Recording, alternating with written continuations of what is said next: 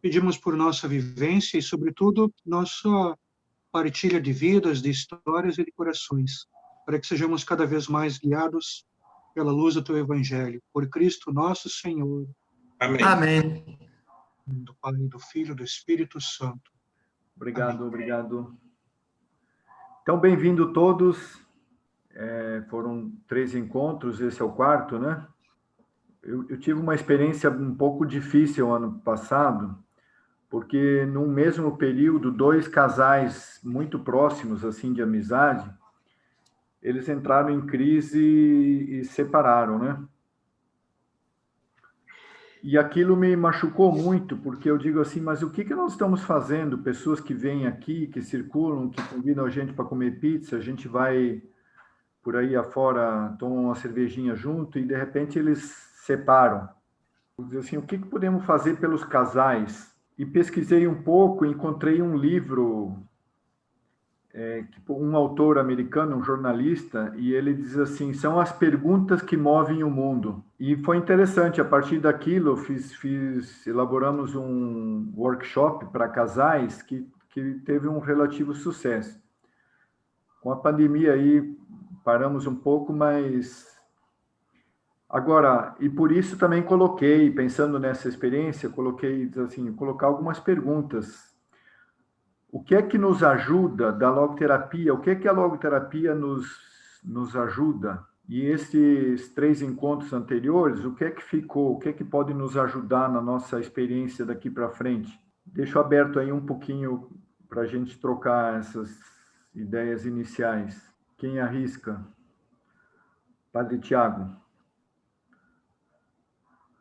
Sou Padre Tiago, aqui do Rio de Janeiro. Sim. Semana passada eu não consegui participar. Eu estava aqui nos festejos dos padroeiros da paróquia aqui, paróquia Santos Anjos, no Leblon. Sim. Mas agora há pouco estava assistindo o vídeo da aula da semana passada e nas 2 primeiras eu já tinha conseguido participar. Sim. Em primeiro lugar, eu acho que o curso nos ajudou. Eu não tinha muito contato com a obra de Viktor Frankl, então meu contato primeiro foi por aqui. Já tinha só ouvido falar, né? Mas dentro das falas, principalmente sobre buscar um sentido em tudo aquilo que a gente está vivendo, Sim. da pandemia, enfim, tudo mais, um aprendizado que a mim particularmente, me soou muito claro, dentro dos 2 primeiros encontros, principalmente, e um pouco no da semana passada, que eu assisti agora há pouco. Sim. No sentido de nós somos aquilo que somos, não aquilo que nós fazemos, né? E isso é um grande perigo na vida do padre, confundir o ser padre só com aquilo que a gente faz. Do ativismo mesmo da nossa vida, né? De celebrar a missa, de atender confissão, ir aqui, acolá e tal. Isso tudo, de algum modo, dá sentido ao nosso ministério e à nossa vida. Mas nós não somos só aquilo que fazemos. Perfeito. E eu penso que esses nossos encontros me ajudaram, particularmente, a pensar um pouco mais nisso, né?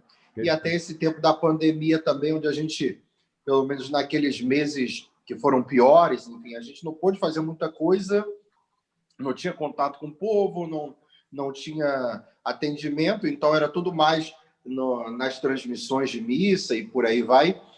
Então, assim, para mim, o grande aprendizado desses encontros e dessa pandemia é que nós somos aquilo que somos, não aquilo que fazemos. E esse, para mim, é um grande aprendizado. Perfeito. Ótimo. Te agradeço. É por aí, concordo. Mais alguma colocação? Padre Jorge, ficaria feliz de ouvir o seu comentário. Eu já conhecia o autor, então, assim, já tinha um certo contato. Isso me ajudou muito a passar por esse momento de pandemia. Sim. Né? Embora, em algum momento, sentisse um pouco daquela angústia própria, porque Sim. todo mundo iniciou um ano com uma agenda montada e já nos primeiros meses ali nós tivemos que abandonar esse projeto. Né? Então, aquilo que o padre Tiago acaba de falar agora é muito importante, porque o que nós tivemos durante esse tempo todo foi aquilo que é essencial do ministério sacerdotal.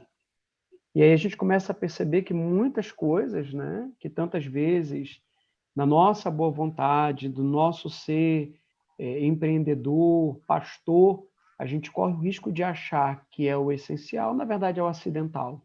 E Sim. cada um continuou fazendo a sua missão, continuou encontrando o sentido da sua missão, mesmo no momento tão delicado. Sim. Perfeito. Ótimo. Bom, eu não gostaria de ficar repetitivo, né? Se alguém quisesse colocar ainda alguma coisa. Eu poderia dizer que Sim. hoje é com um padre de Maranhão. Ele tem 30 capelas, está há 4 anos naquela paróquia. A paróquia estava abandonada há 5 anos.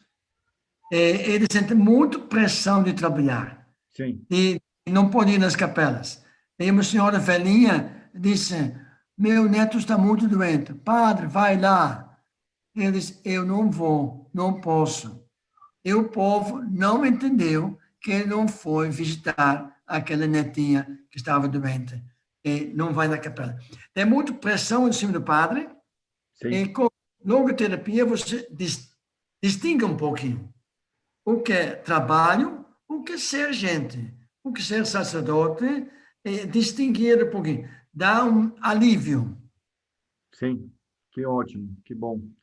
Então, quando eu morava no Piauí, eu fiz muitas viagens para o Maranhão. E até como psicólogo, trabalhei em na Fazenda Esperança, que tem lá, uma delas. E realmente a pressão ali, eu acho que é maior, até pelo calor, né? A pouca expectativa de trabalho, de esperança, assim, das pessoas, uma população que sofre muito. E como o senhor colocou, são 30 paróquias, como é que você vai visitar? 30 capelas, como é que vai visitar? Fica humanamente. Mas é isso. E muitas vezes não somos entendidos, né? O sacerdote pode não ser entendido. Como é que ele não foi visitar? Mas as pessoas não sabem que ele fica preso na exigência dos trabalhos, né? Vamos passar para o texto? Ok? Isso. Eu chamo a atenção o seguinte, essa proposta é uma proposta, assim, eu coloquei num texto porque eu penso que facilita, principalmente em termos, assim, a ideia é fazer uma síntese, né? É claro que não podemos falar de um tipo de sacerdote, porque somos muitos, nós somos centenas de tipos de exigência de pessoas, de história, etc. Sabemos da diversidade de realidade, de experiências, né? Agora, nós podemos ver alguns modelos ou tipos, alguns modelos dá para se entender que dá para caracterizar. Por exemplo, o empreendedor, aquele que constrói, reforma, o pastor, que dá ênfase na visita às comunidades, aquele das redes sociais. E cada sacerdote pode ter mais de uma característica, também isso. Mas o que nos traz aqui, talvez, pelo menos a proposta do minicurso, tem a ver com a pandemia. E aqui, por isso, cabe uma reflexão. O pós-pandemia, o que será que a pandemia nos trouxe ou nos fez questionar, né? Eu penso que a partir até das colocações de vocês, né, o sacerdote não é só o que faz, mas nós somos chamados a refletir. O que é que a pandemia gerou? Aquela convulsão daquele início, né? Por que será que gerou? E essas consequências, quais os possíveis aprendizados que a gente pode levar daqui para frente. Isso aqui é um ensaio, não é naturalmente. O que é um ensaio? O ensaio é um convite à reflexão, né? Não é um trabalho definitivo. É fruto da minha percepção, porque eu trabalho, são mais de 20 anos acompanhando seminários, né? Seminários de formação lá no Piauí, e também aqui no Rio e outras dioceses aqui do estado do Rio.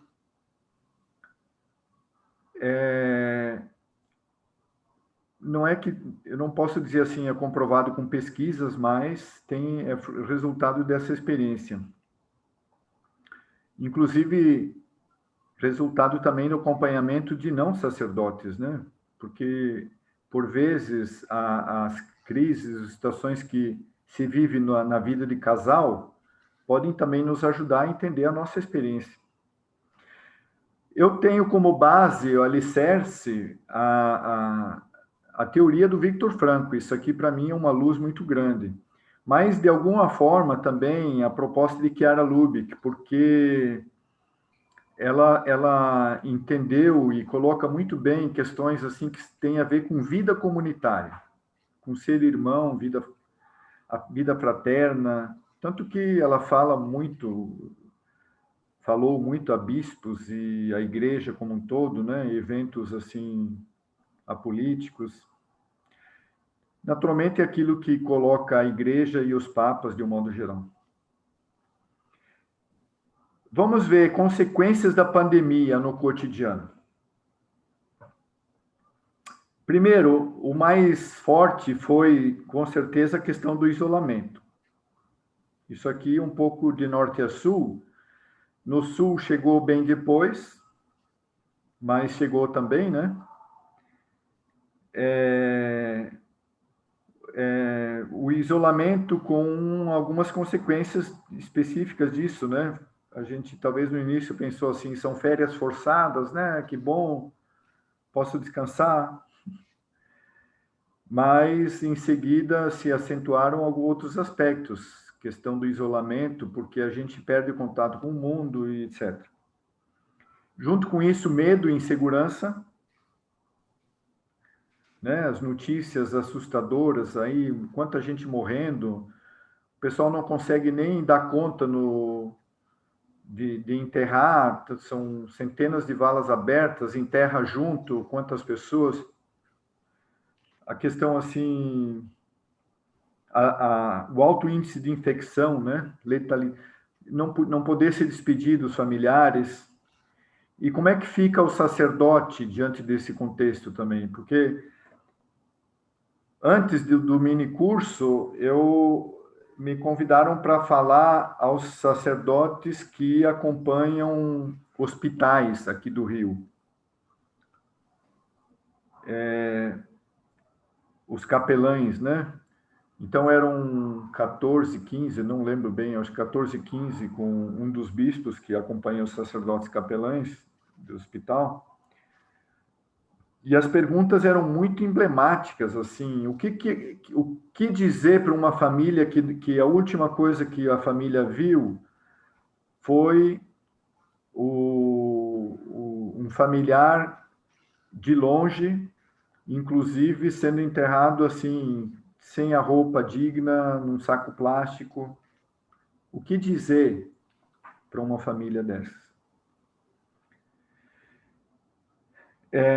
Então, são questões que nos atormentaram por muito tempo, né? O fato que essa insegurança mexe conosco, né? Porque nós precisamos de segurança. Um terceiro ponto, vazio existencial. O vazio, como sinalizou Frankl, e nós vimos aí nos encontros anteriores, ele acontece quando algo não está preenchido. E para Frankl, ele sinaliza com muita propriedade, assim, muito bem, que o ser humano é um buscador de sentido e ele busca realizar valores. Nós não preenchemos o sentido da nossa existência sem realizar valores. Agora, a pandemia causou um impacto porque e muito bem colocado por vocês no início, talvez a gente se deixou enganar, né, por atividades, né, ao longo da nossa experiência, da nossa vida. E, de repente, essa pandemia nos tira o chão, porque a gente não pode mais realizar atividades e ficamos aí sem realizar valores. Impossibilitados de realizar valores, aparentemente, né? Porque os valores, eles estão sempre ligados à pessoa e à circunstância. Então, não é que estamos impossibilitados de realizar valores. Mesmo presos numa cama por uma doença, ou mesmo preso por uma pandemia, não posso sair, mas eu posso realizar valor. A questão é descobrir qual e como. Mas aquele vazio nos deixou desorientados, né? Porque era por momentos bloqueados de realizar valores, aparentemente. Mas cabe uma reflexão, já cheguei no ponto 8. Uma reflexão mais específica sobre a nossa condição de sacerdote, ou de religioso consagrado, ou qualquer que seja ser humano, né? Mas eu penso que nós aqui fomos interpelados de um modo particular. O que é que nos realiza verdadeiramente? O que nos realiza verdadeiramente?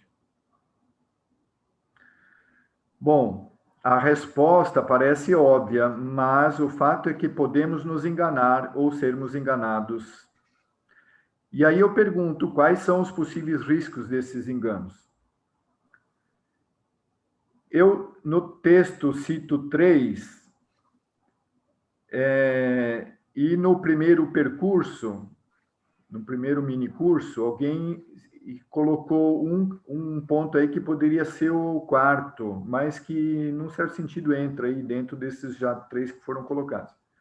O primeiro é o consumismo. Isso aqui a gente não se dá conta, mas nós estamos mergulhados num consumismo que é como uma espécie de um redemoinho. Eu digo assim, a gente precisa cuidar, não podemos nos culpar, né? Mas a gente está dentro de uma cultura, e aí nós podemos cair nessa armadilha. Eu digo armadilha porque lá no fundo nós não queremos. Nós não queremos esse consumismo, mas a gente não se dá conta que pode cair. O que é o consumismo? É o resultado de acreditar que o ter possa nos preencher e nos realizar. E aí a gente corre atrás de bens de consumo. A publicidade tem um importante papel nessa definição do que é um bem que deve ser adquirido. Poder, status. Aqui também é uma questão de uma reflexão, né? Porque pode ser uma armadilha, porque por vezes eu imagino assim, eu digo situações que eu faço relato a partir de acompanhamento dos sacerdotes que realizei, né? Seja aqui no Rio, mas também no Piauí, etc.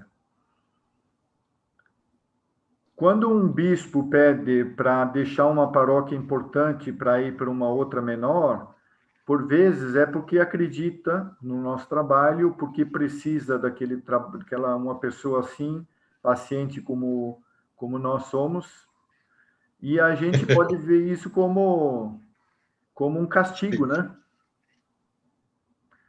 Porque eu vou perder status, eu vou perder a minha imagem, né, de que estou aqui num lugar aqui que aparece bastante, com muita gente importante. E isso também uma armadilha, porque na prática eu estaria buscando o poder, ou me agarrando ao poder, né? E isso aqui se torna uma armadilha quando eu penso que é isso que confere sentido. Enquanto que talvez o sentido eu possa encontrar, eu possa me realizar muito mais indo lá naquela periferia e ajudar aquele grupo de pessoas nessa paróquia nova que tem menos poder. Mas são experiências que todos nós fizemos de alguma forma ou de outra. E terceiro, o ativismo. Aqui o resultado do acreditar que é o fazer obras e atividades que nos preenche a vida de sentido. É claro que se eu construir um santuário, né, um santuário para 50 mil pessoas, isso aqui fica para a história aqui, isso aqui, não é, Padre Cristiano? Já começou o teu santuário? Só não vai ter pessoas para ir dentro, né? Vou ter que reunir quase metade da diocese. Pois é, mas você faça e você chama a diocese aí. Mas, para dizer assim... Não é isso o mais importante. Não é. Mas ele está construindo, né? Ele está construindo. Estou reformando a secretaria. Aproveitando a pandemia. É o risco. A malattia dei mattoni, se chama. A doença dos tijolos, Mas então, não é fazer a obra de atividades. Embora não vamos dizer assim, não é importante. Não é desmerecer as atividades e as obras, porque as obras ficam e a gente sai, né? Com certeza. Inclusive isso. Eu não vou construir aqui uma casa paroquial decente, depois eu vou embora e a casa fica. O risco é eu me apegar à casa, eu não quero sair da casa, foi eu que construí. Mas, bom, no curso anterior alguém citou o seguinte, olha, uma grande armadilha é o clericalismo. Clericalismo. Bom, tem a ver com poder e status, né? Porque o clericalismo, ele existe se eu dou valor a tudo que é ligado à vida clerical. E outra pessoa citou ainda assim, mas olha, um risco grande é a questão do alcoolismo.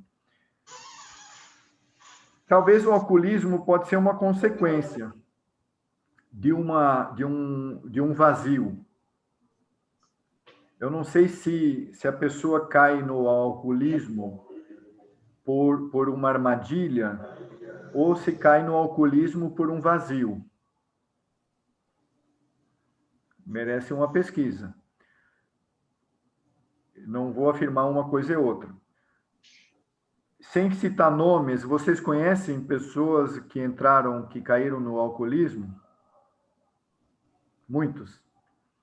O que está por trás? Será que é o vazio que está por trás ou tem outros fatores? Parece que são outros fatores da impressão. Porque o alcoolismo, ele tem a questão genética, né? A propensão. Sim. A propensão. Mas, olha, mesmo que não seja o vazio o fator inicial, a questão do sentido é fundamental para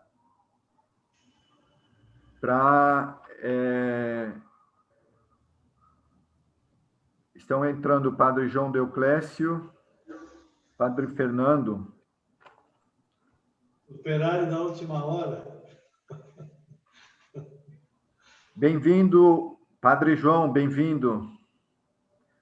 E Padre Fernando, bem-vindos. Padre João Deoclésio, bem-vindo. Continuando aqui, mesmo que não seja como fator inicial, mas pode ser, de novo aqui, Padre Fernando, bem-vindo, que a questão do sentido, a questão dos valores e do sentido seja fundamental para sair dessa armadilha, né, que for a questão do alcoolismo.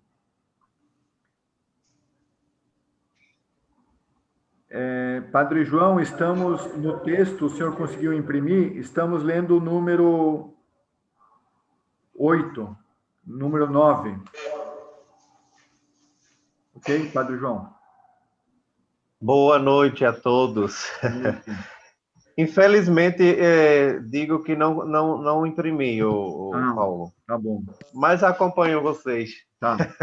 Maravilha. Bem-vindo. Obrigado.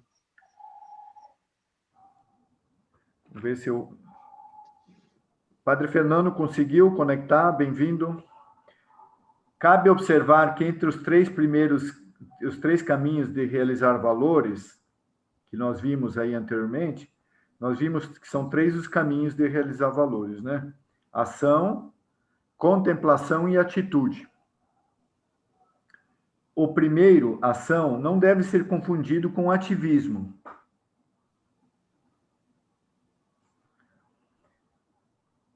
A diferença é sutil, muito sutil e subjetiva, sendo que esse último, o ativismo, é a busca de realizar tarefas e empenhos por si só, distante dos valores. A plenitude poderá ser alcançada não pela quantidade de obras, mas sim pelos valores concretizados. Né? Então, vamos diferenciar aqui o que é o ativismo e quais são como é que é esse caminho dos valores, que significa assim, o que eu faço, o que eu fiz. Retornando ao nosso foco principal, número 10, que é a pandemia, é fácil perceber que a pandemia desestruturou um pouco ou muito a nossa vida. Inclusive nossos eventuais enganos. Ou seja, se antes eu tinha um engano, né, que era o consumismo, ou que era o ativismo, de repente, tanto um como o outro perderam essa aura, né, de nos manter motivados, assim. Eu tinha coisas para fazer e, de repente, eu não tenho mais. E aí, usando a lógica da logoterapia, bendita crise. Que ótima essa crise aí. Félix Culpa. Félix Culpa, que nos fez parar e refletir. Mas, opa, por que será que estou assim?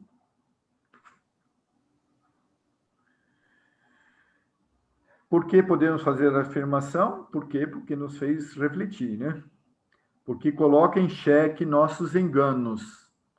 Porque eu volto aqui na afirmação basilar da logoterapia, nós sempre podemos realizar sentido. Sempre podemos realizar valores e o sentido da nossa existência. Porque eu lembro a história de Viktor Frankl e temos outros modelos. Por exemplo, Nelson Mandela esteve preso 21 anos. E ele saiu lá, diz assim, precisamos unir a África do Sul. Ele não saiu querendo assim, eu quero prender quem me prendeu. Vantum. Vantum também. Quem? Vantum. Ah, o cardeal Van Tuan. Sim. Cardeal Van Tuan. Esteve preso 13 anos, parece.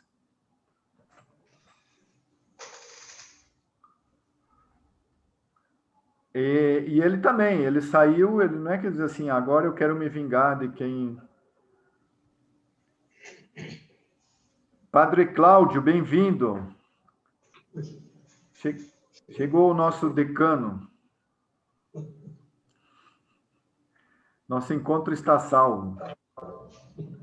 Padre Cláudio, estamos lendo o texto, estamos aqui no número 11, número 13. Porque alguém está com o áudio aberto aí, que está dando eco. Essa crise colocou em xeque nossos enganos, desestruturou caminhos distorcidos de preencher a vida com valores efêmeros. Porque nos mostra que somos verdadeiramente, que somente verdadeiros valores podem preencher nossa existência. Então, só valores verdadeiros podem nos realizar enquanto sacerdote.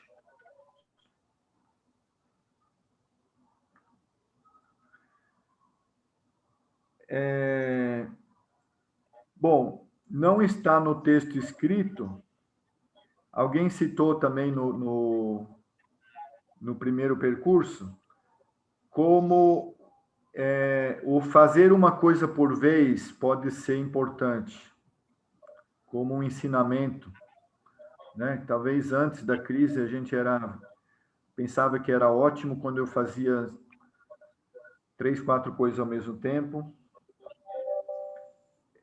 E um sacerdote colocou no curso anterior que teve um pai, o pai dele esteve na UTI, e aquele momento foi para ele importante porque ressignificou a vida dele.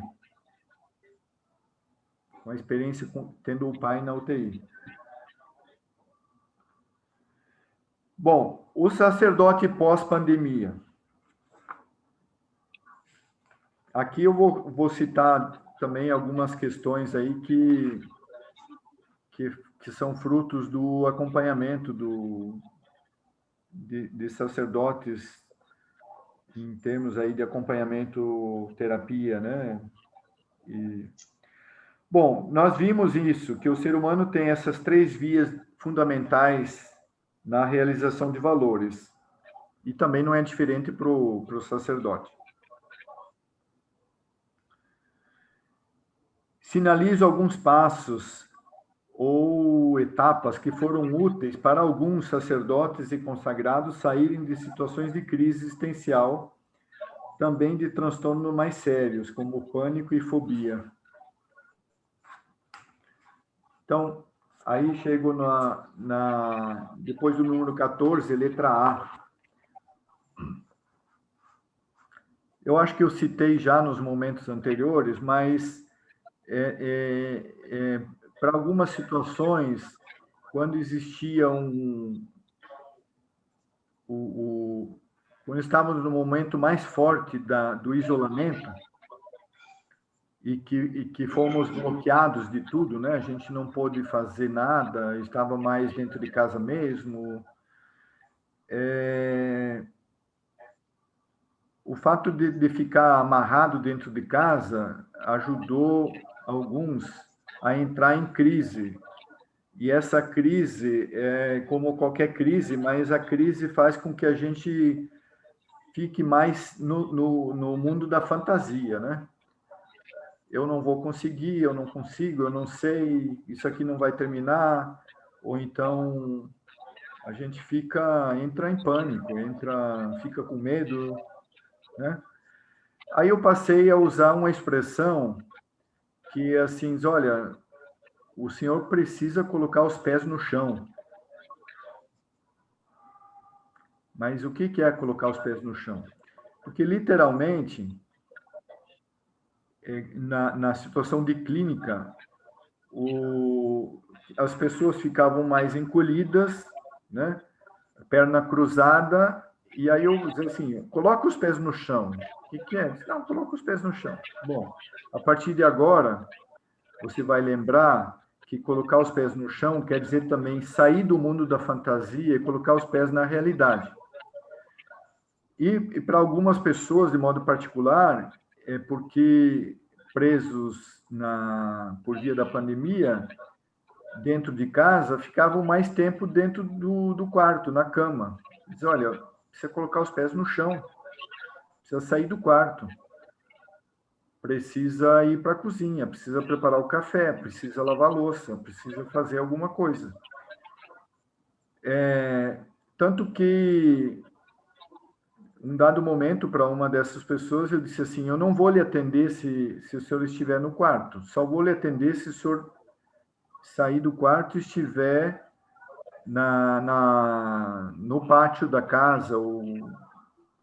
E aí foi interessante, porque no próximo atendimento, ele me atendeu muito feliz, porque o cachorro lhe recebeu com muita alegria. E eu não sabia que ele tinha um cachorro, né? Mas ele ficou feliz de perceber assim, olha aqui, que bom foi reencontrar, há quanto tempo que eu não via o cachorro. Praticamente 2, 3 meses fechado no quarto. Mas para dizer assim, a gente não sabe, a gente vai caindo num redemoinho, não podemos nos culpar porque a gente caiu na armadilha, né? Vamos ser simples e nem culpar outros sacerdotes. Mas o fato é isso, um primeiro passo, muitas vezes, é colocar os pés no chão. Aí eu passei a usar um complemento. Qual é o complemento? Foi colocar as mãos na vassoura. Mas por quê? Precisamos fazer coisas práticas também. Eu preciso... Esse caminho de realizar valores, veja como é sutil essa diferença. O ativismo é eu fazer obras e atividades que não param nunca.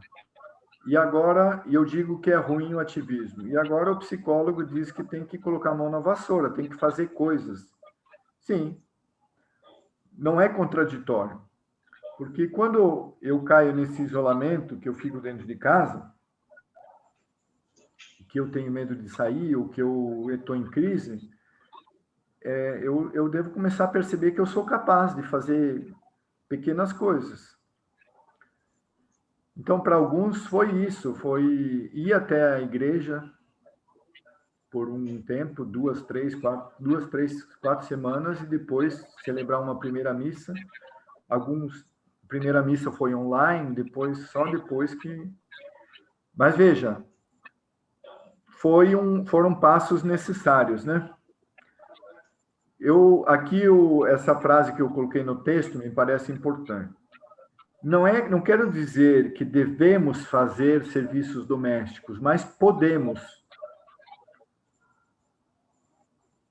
Eu cuidar da casa não desvaloriza o sacerdócio. Vocês acham que lavar o prato do almoço desvaloriza a minha vocação? Contrário. Ao contrário. Né? Preparar o café, e preparar o café para o outro sacerdote também.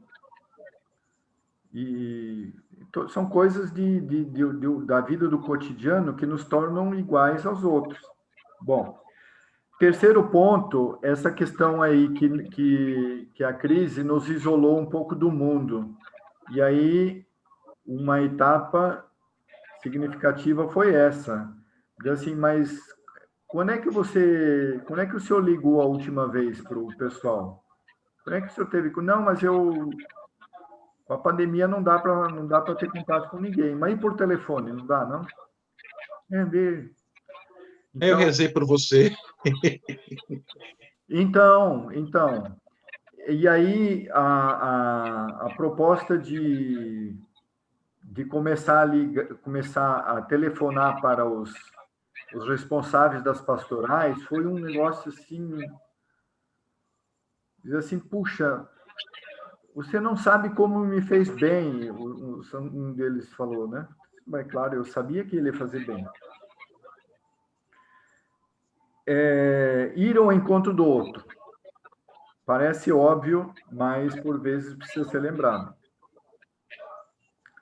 E ainda mais assim, quantos sacerdotes ainda podem estar em crise ou em dificuldade e talvez precisam de alguém que pense assim, alguém que possa ligar, alguém que lembre de ligar. Melhor juntos. Bom, eu já disse, né? São cerca de 20 anos trabalhando com seminaristas, sacerdotes, e desde sempre eu ouço assim, os reitores são péssimos, não pensam na gente, eles estão esperando um momento de dar uma canetada e expulsar. O convívio sempre foi difícil, né? É claro que ao profissional chegam principalmente as dificuldades, né? Mas eu sei que é um pouco generalizado isso. Agora, o que eu percebo é o seguinte, ruim com os colegas sacerdotes, pior sem eles. Estou errado? Padre Cláudio, estou errado? Me diga, se estiver errado, eu mudo aqui a frase. O Padre Roger. Padre Roger está no Paraguai, né? Uruguai. Uruguai. Me diga, o convívio com seus colegas sacerdotes, como é que é ali no Uruguai? É um pouco complicado no sentido de que, com o povo uruguaio, por causa do frio já é uma questão um pouco, já vivem num certo grau de depressão profunda mesmo. Pela questão até, eu digo, psicológica, também física, é um lugar de muito idoso, então é um pouquinho diferente, bem diferente o convívio. Sim. Aqui, quando eu cheguei um dia antes da fronteira ser fechada. Então, automaticamente, eu já me coloquei num sistema de quarentena aqui. O Uruguai foi diferente do Brasil, conseguiu contornar a questão do vírus um pouco de forma mais prática. Se isolou no primeiro mês, já se isolou completamente, se fechou completamente. Mas foi um pouquinho mais complicado porque, com o padre com quem eu vivo, quando eu cheguei aqui, nós tínhamos bispo diocesano. Sim. E ao longo dos meses, durante a quarentena, ele foi transferido, é o presidente da Comissão Episcopal do Uruguai, foi transferido para outra diocese. O padre com quem eu vivo se tornou administrador diocesano. Sim. Então, para nós, quarentena, mas isso acabou criando um clima de unidade, nos ajudou muito mais ainda, nesse sentido. Não acabei sofrendo tanto nem a pandemia nesse sentido, porque o outro padre estava sempre à disposição e muita partilha. Acho que o ponto principal desse momento foi a partilha de vidas, como você disse, o simples fato de você preparar o café da manhã para o outro já dá um novo sabor para o dia, me entende? Maravilha. Que bom ouvir isso. Exato, concordo. Agora, veja o seguinte, a frase que eu dizia se é ruim com eles, é pior sem eles. Porque ninguém poderá entender melhor um sacerdote do que outro sacerdote, não, sem desmerecer os psicólogos, que também podem ajudar. Mas eu entendo assim que um sacerdote, pela própria experiência que vive, é claro que tem ferramentas para entender, para se ajudar. Então, precisamos valorizar isso. Agora, um parênteses aí para falar do Uruguai. Eu tenho uma percepção do Uruguai também, que é o seguinte, é talvez o país mais ateu, entre aspas, ou menos cristão da nossa América, porque eles conseguiram colocar um secularismo, né? Eu lembro que no ano de 1975 eu vi uma pessoa dizer assim, alguém falou assim, mas a igreja, tem igreja aqui? E a pessoa respondeu, igreja? Serve só para marcar um encontro de referência. E eu disse assim, puxa, mas a igreja é isso? 1975. Para dizer assim, tudo bem, você pode suprimir a religiosidade, a religião, pode abafar tudo, mas não passa despercebido, não passa incólume. Isso aqui vai ter consequências na sociedade. Você que vive aí pode ter mais autoridade para dizer, né? Eu vejo isso muito forte, essa questão do laicismo. Quando eu cheguei aqui, tinham me dito isso, que era um lugar extremamente laico por culpa do governo, por causa da divisão e assim por diante. Cerca de 100 anos atrás houve essa divisão formal. Mas eu acho que a pior coisa é o laicismo na cabeça e no coração dos padres. É o mais simples. Dos padres. Porque foram os que mais sofreram no passado e psicologicamente essa marca ficou. Sim. Então, hoje, os pais têm medo de trabalhar e de fazer as coisas, são os padres por medo do governo, sabe? Sim. Padre Roger, fica o desafio, o senhor estudar logoterapia e depois, futuramente, voltar lá e ajudar os colegas que... Mas tem logoterapeuta lá, tem logoterapia. Continuando, Letra E, viver e decidir junto com. Isso aqui também é um segredo que a gente precisa reaprender, né? Embora está ligado aos conceitos C e D, né? Ir ao encontro do outro, é melhor junto, etc. Mas eu coloquei como um ponto distinto porque a igreja coloca essa ênfase já desde muito tempo, né? Mas é a minha percepção, assim, que estamos aprendendo ainda a viver isso, decidir junto com. É muito difícil. E precisamos, aqui está um exercício, um aprendizado constante.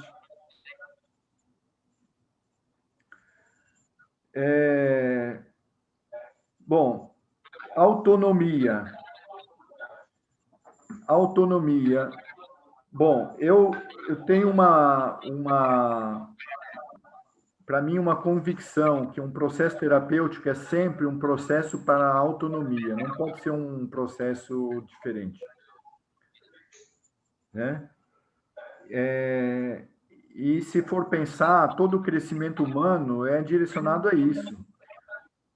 A criança que nasce, ela nasce 100% dependente.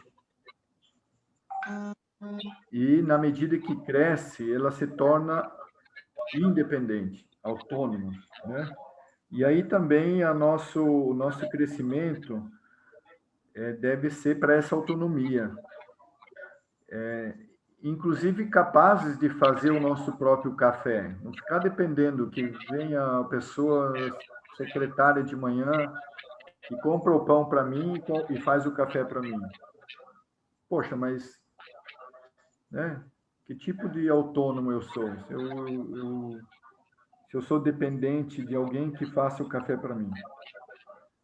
Eu não digo nem o almoço, né? Se pudéssemos aprender também a ser independente também disso, mas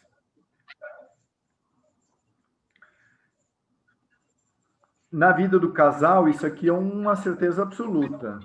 É importante que cada um seja autônomo, capaz, não dependente do outro, que eu preciso do outro. E justamente como autônomo, eu posso me doar. Também, quanto mais autônomo, o sacerdote mais pode se doar, né? Número 15. Então, terminamos aqui o número 14, número 15. Essa frase aqui, eu acho que talvez até dá para mudar, né? Porque fim ou início. Porque é um pouco forte, mas, em todo caso, a hipótese, assim, pode ser um grande exagero. Mas impossível não registrar que, por vezes, renunciamos aos necessários questionamentos e reflexões que a vida nos propõe, seja por não querer confrontar o outro, ou ainda por não confrontar a si mesmo. Portanto, não é um fim, é o início. Se a gente passou por uma crise, bendita crise. Então, nem um fim, mais um passo avante. Uma nova consciência, né? Precisamos crescer nessa consciência, dessa autonomia, nessa identidade, né? Que busca realizar valores e o sentido. Um dos pontos do nosso estudo abordou o fato que temos modelos, e entre possíveis modelos, temos diversos que assumiram a possibilidade de um confronto, a ponto de abrir a possibilidade de um rompimento. Francisco de Assis, por exemplo, ele teve um confronto com o pai dele. O pai dele pediu coisas e ele disse assim, não, mas eu isso não vou fazer. Ah, mas então você não é o meu filho. Ok. Até tira a roupa, pronto, não preciso mais. Não é impactante uma coisa dessas? Impactante, mas é uma decisão de um novo início, né? Padre Maximiliano Kolbe, ele enfrentou o soldado nazista lá, quando ele disse assim, eu vou fuzilar um. Ele disse, não, fuzila, eu quero trocar de lugar. Porque ele podia ser chicoteado ali e o outro ser fuzilado da mesma forma, né? Mas aí conta o relato que ele o soldado ficou tão impactado assim, que trocou e o outro foi salvo. Bom, concluindo. Quem é que lê para mim, porque eu estou sem voz? Padre Aldir, está com o microfone aberto, pode ler? A logoterapia, isso aí, né? Isso.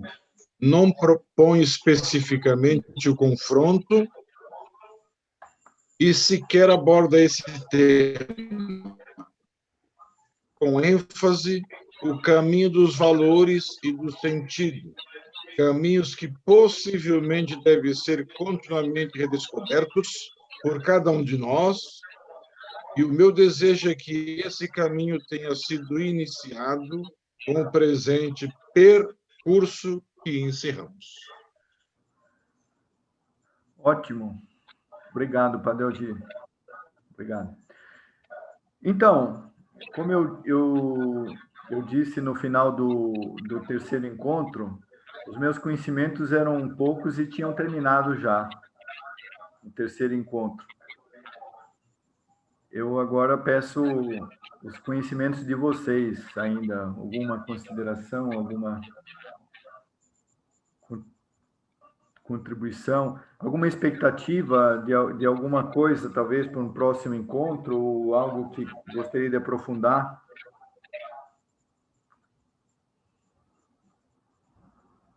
Microfone aberto para todos. Paulo, Roberto, aí no número 15 você falava do fim ou início do cristianismo, né? Eu me fez lembrar aquela frase de Dom Helder Câmara, que o pessoal fala assim, o mundo está no último tempo do mundo.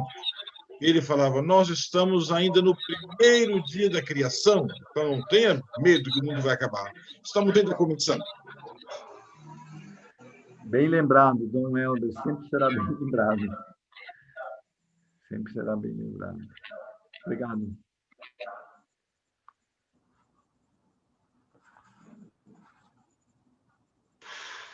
Eu tenho presente essa pandemia, tudo isso.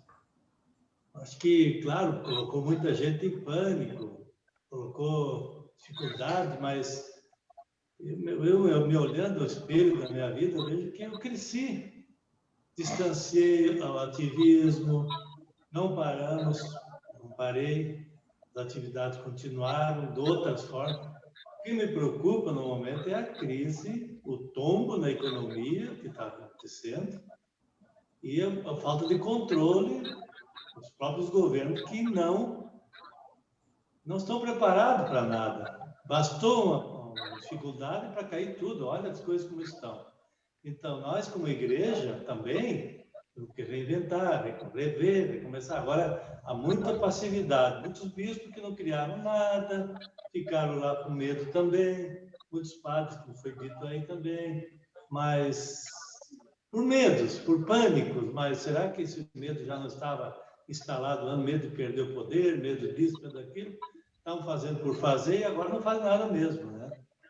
Sim. Desculpe, não sei se eu estou repetindo bem, mas eu acho que a mudança... Agora, por exemplo, as dioceses não fazem mais uma assembleia. Por que não usa esses meios para fazer uma assembleia? Esse meio que nós estamos usando aqui. Por que nós nas paróquias, não nos reunimos e aí, nossa central, vai propondo diálogo? Nada, tudo parece que agora não existe mais nada. Não existe pastoral, não existe mais assim, motivação também para levar adiante o projeto que agora vai ter que amadurecer muito para chegar a ser... maduro, vamos dizer, no sentido de que o novo está acontecendo.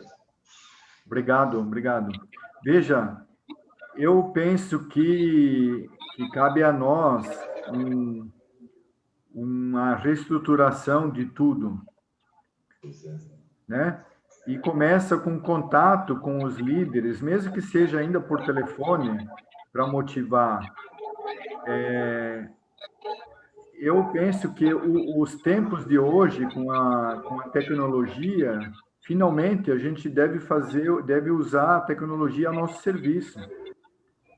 Porque a tecnologia serviu para criar algum relacionamento tempos atrás e depois serviu muito para dividir, né? Essa polarização, etc. Mas eu penso que cada um pode buscar contatos e ver o que nos une, né? Mesmo que as pastorais estão desestruturadas, mas quem eram os responsáveis das pastorais? Vou começar contato com eles e, particularmente com um dos sacerdotes, eu percebi que ele, a cada encontro, ele dizia assim, puxa, mas agora eu posso encontrar diversos responsáveis das pastorais. E esses responsáveis, eles ficam motivados.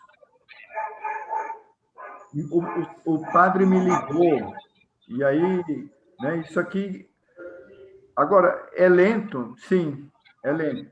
Mas como a cidade de vocês é pequena, como já dizia o padre Cristiano, né, 55 pessoas, né, falou?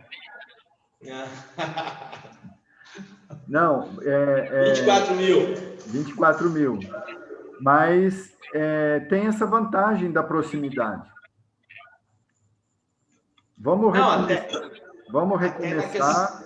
Sim, pode, diga. Até na questão paróquias, assim, se tem uma continuidade, como o Padre Lento dizia, né, nas atividades, assim, de uma forma diferente, mas a nível, talvez, de diocese, a gente não se desligou bastante, porque tudo é uma conexão de realidades, né? Mas isso é um processo, né? Então, nós conversávamos antes da reunião, é um processo que a gente vai ter que retomar, readaptar e talvez se nos reorganizar a partir desta pandemia. O Padre Lento trazia presente alguns reflexos que já são muito presentes na vida da nossa ação evangelizadora. Exato. Mas que vão ser ainda maior a partir de agora. Perfeito. Perfeito. Mas veja, essa é a questão. Se nós retomamos aos poucos o contato com outros sacerdotes e contamos a nossa experiência, como é que a gente fez, eu vejo que o contar o pouco positivo que a gente alcança ajuda outros. Com certeza. Tá? Mais alguém? Eu disse que partilhar de experiências se tornam fundamentais nesse tempo, né? Sim. Aqui em nossa arquidiocese de Niterói, logo após que houve a permissão das reaberturas das paróquias, para o acolhimento das missas com um público reduzido, nós fomos privados, sobretudo no primeiro semestre, do nosso retiro anual, nossa curso de formação do clero. Mas logo assim que houve a permissão, nós, com a Pastoral Presbiteral, providenciamos um encontro presencial com todo o clero, né? Sim. Uma parte formativa e espiritual, na parte da manhã, e na parte da tarde, isso foi no mês de agosto, né? Foi no dia do Padre, dia 4 de agosto, nós cuidamos de trabalhar partilhas sacerdotais, né? Sobre o aspecto da vivência espiritual deste tempo de pandemia, quais foram os desafios e quais estão sendo os desafios. Tivemos uma segunda partilha com outro sacerdote sobre os desafios pastorais e como esse sacerdote vivia esses desafios na dinamização da sua paróquia. E depois no aspecto psicológico, né, do impacto nisso sobre a vida do sacerdote, né? E tivemos um outro padre que fez essa partilha. Foi um momento muito frutuoso, primeiro para a escuta, né, de como um outro sacerdote vive esse tempo, não só nas suas glórias, né, mas sobretudo nas suas dificuldades. E cada uma das partilhas foi seguida de pequenas outras partilhas em pequenos grupos, não próximos, com proximidade, mas para que aquelas experiências partilhadas tivessem um efeito sobre a vida nossa, né? E foi muito bom, porque dessa primeira experiência nasceu uma segunda experiência que vamos viver amanhã novamente, por ocasião da celebração de aniversário do nosso bispo emérito, e vamos ter a Santa Missa, e vamos ter também um outro momento de partilha, né? Sim. Então, isso foi muito frutuoso para escutar, né? E depois as partilhas pessoais, né? De quanto foi bom ouvir de um outro padre, que é um hábito que a gente não tem, sobretudo nas nossas reuniões de vicariato, nas nossas reuniões diocesanas, é muito mais informativa e formativa do que propriamente reuniões de partilha das experiências que nós, sacerdotes, estamos vivendo, né? Então, isso nos abriu um horizonte muito positivo para as relações interpessoais. E desde o início da pandemia, como nós somos divididos em vicariato, cada padre assessor da pastoral presbiteral teve a missão de, semanalmente, visitar virtualmente os outros sacerdotes do seu vicariato para perceber o seu modo de viver esse tempo. Então, isso foi sendo experienciado aqui na nossa arquidiocese já desde março, que nos ajudou a detectar padres que estavam com Covid, padres que entraram em depressão, padres que apresentaram quadros de ansiedade, e aí criar uma rede de ajuda com psicólogos, terapeutas e psiquiatras para fazer esse trabalho de acompanhamento, né? Então, isso foi muito positivo aqui na nossa arquidiocese, né? Que bom ouvir isso, que ótimo. Que realmente é uma experiência diferenciada aí, que ótimo. Em Niterói, né, Cláudio? Isso, aqui em Niterói, na Arquidiocese Ótimo. de Niterói. Ótimo.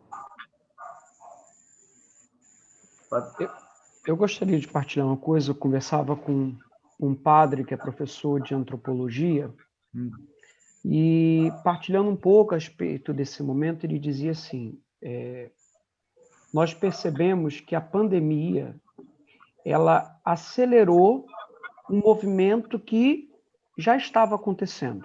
Sim. E agora, ouvindo o padre Cláudio falando, eu também me recordo de um outro sacerdote que dizia que o nosso desafio hoje está justamente em mostrarmos a realidade de igreja como uma grande família. Perfeito. Se quisermos recomeçar, precisamos recomeçar por aqui. Quando ele fala, por exemplo, dessa estrutura que aconteceu a nível de vicariato, visitar o outro, de perceber o que o outro estava necessitando e providenciar, porque não basta identificar o que o outro está precisando. Sim. É providenciar. Sim. Quantos padres sentiram isso por parte da Mãe Igreja? É verdade. Digo que muitos não sentiram e não estão sentindo. O outro padre colocava a questão econômica. Sim. São tantos os boletos, são tantas as coletas, são tantos os... E tudo continua. Sim. Então, se a gente realmente não resgata essa dimensão de família, fica muito complicado recomeçarmos essa dinâmica de reevangelização, na verdade, que é o que está acontecendo nesse momento. Sim. Precisamos primeiro trazer o povo de volta para a igreja, que é uma outra questão. Sim. As pessoas vão para todos os lugares, menos para a igreja. Né? Então, a gente precisa reaprender. E aí é interessante essa partilha, Sim. porque a gente consegue identificar o que o arquidiocese conseguiu fazer, Sim. e ali conseguiu surtir um efeito, né? Porque se nós não nos cuidarmos mutuamente, nada mudará. Sim. Perfeito. Padre Jorge, me chamou muita atenção. Eu gostei de ouvir esse fato esse preocupar-se também com o Padre Cláudio Lima, né? Colocou muito bem. Mas esse ir ao encontro do outro e saber, e depois providenciar. Naturalmente, o ativismo, o consumismo, etc., todos os ismos nos colocam em direção contrária, né? Eu preciso pensar em mim, na minha paróquia, no meu sucesso, nas minhas construções, etc. E aí somos chamados a pensar no outro, no colega sacerdote. E eu penso que antes de pensar em trazer o povo de volta para a igreja, sim, é saudável, é cristão, é evangélico, é do profundo evangelho. Pensar primeiro no sacerdote, que ele possa, assim, sentir-se em casa, que ele possa ter a sua família, seu lugar, né? E depois vamos pensar nos paroquianos. Então, perfeito. Gente, olha, não é por mim, não. Eu fico aqui até as 10h40, 45. Mas eu tenho uma lógica que diz assim, nos encontros é melhor um pouquinho mais curto, que fica um gosto de quero mais, do que um pouquinho mais longo. Eu disse assim, nunca mais falo com o Paulo, que ele não para de falar. Eu vou só terminar aqui, que hoje não mostrei nenhum vídeo, né? Nenhum videozinho. Mas a minha imagem aqui não está com a televisão, é porque não tinha vídeo, aí ficou essa televisão, e eu pensei assim, se alguém não gostar, muda de canal.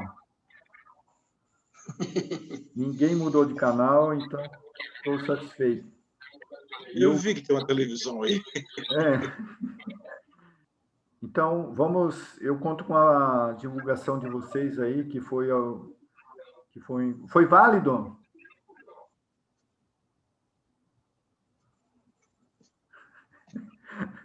Obrigado, Luciano, obrigado. Tá ótimo. Tá, mas então, vamos uma Ave Maria para agradecer esses 4 encontros. Eu ficaria feliz aí se... Padre Fernando, diz uma palavrinha, Padre Fernando, que eu não... Oi. Tá ouvindo? Sim. Ah, tá. Não, eu pensei que não, eu custei achar o som e pensei que não, que estava desligado. Eu acho que no primeiro dia eu falei um pouquinho da minha experiência. Sim. Mas me ajudou muito esse contato virtual com outras pessoas, inclusive até da minha cidade, e não que a desgraça vá trazer alegria, mas senti que eles estavam passando pelo mesmo problema que eu comecei a ter esses contatos e me ajudou bastante, né? Eu pensei que era só eu que estava mal, que estava em crise e angustiado. Então, essas experiências é bom, assim, sentir e perceber como é que eles estão vivendo e dando a volta por cima. Opa, que bom ouvir isso, Fernando. Que ótimo. Obrigado, Padre Fernando. Obrigado. Bom, como eu disse, melhor um pouquinho menos, né? Se alguém quiser qualquer outra colocação, pode escrever. Quem colabora com a Ave Maria, final? Um Padre Tiago, assim, para não dar briga, quem sabe um Padre Tiago pode... Tá bem, vamos rezar então essa Ave Maria e pedir a intercessão de Nossa Senhora aí pelo Paulo, por todo o trabalho dele também nessa área. Rezemos juntos. Ave Maria, cheia de graça, o Senhor é convosco. Bendita sois vós entre as mulheres. Bendito é o fruto do vosso ventre, Jesus. Santa Maria, Mãe de Deus, rogai por nós, pecadores, agora e na hora de nossa morte. Amém. Nossa Senhora, Mãe dos sacerdotes, rogai por nós. Amém. Um abraço a todos. Alegria estarmos juntos. Obrigado, Paulo. Obrigado, Paulo. Boa noite. Tchau. Boa noite. Bom descanso sempre.